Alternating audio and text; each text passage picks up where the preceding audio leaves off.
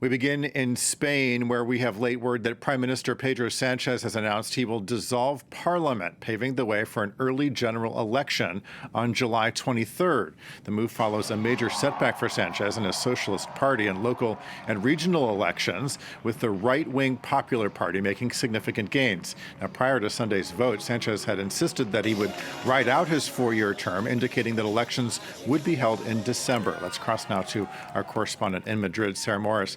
So, Sarah, I suppose this announcement came as quite a surprise to a lot of people. That's right. Few analysts expected an early snap election in response to Sunday's really very poor local election results for Pedro Sanchez's Socialist Party. But Pedro Sanchez has a reputation for taking radical action and surprising the political analysts. And so this was another example of that.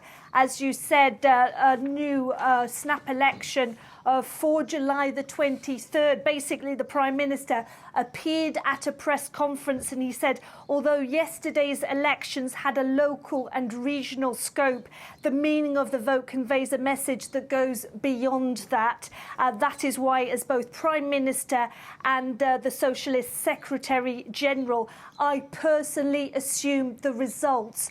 And the results for Sunday's elections saw the Socialists suffer important losses in Valencia, Aragon, the Balearic Islands. They lost the southwestern region of Extremadura, and the People's Party, the Conservatives, will be saying, or have been saying, that this is the first step in a general election win. They even took by an absolute majority the Madrid region. Well, Sarah, is there a sense that Sanchez can bounce back from this politically in time for these snap elections in July? Well, this move really seems inclined to allow him more space for manoeuvre with his traditional electorate.